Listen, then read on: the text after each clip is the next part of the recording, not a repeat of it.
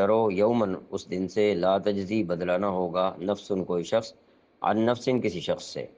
شیئن کچھ بھی، ولا یقبل اور نہ قبول کیا جائے گا، منہا اس سے، عدل کوئی معاوضہ، ولا تنفعها اور نہ اسے نفع دے گی، شفاعت کوئی سفارش، ولا هم ینصرون اور نہ ان کی مدد کی جائے گی۔ واتقوا یوما لا تجزی نفس عن نفس شیئا، اور اس دن سے ڈرو جس دن کوئی شخص بھی کسی کے کچھ کام نہیں آئے گا، ولا یقبل منها عدل، نہ کسی سے کسی قسم کا فدیہ قبول کیا جائے گا، ولا تنفعها شفاعہ اور نہ اس کو کوئی سفارش فائدہ دے گی۔ تو یہ بات یاد رہے کہ سفارش کی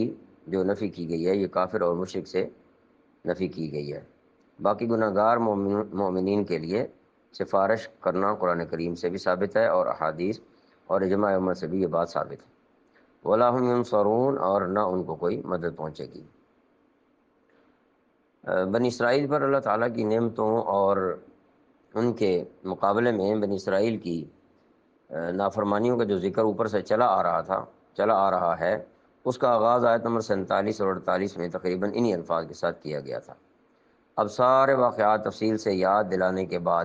پھر وہی بات ناصحانہ انداز میں بیان فرمائی گئی ہے کہ ان سب باتوں کو یاد دلانے کا اصل مقصد تمہاری خیرخواہی ہے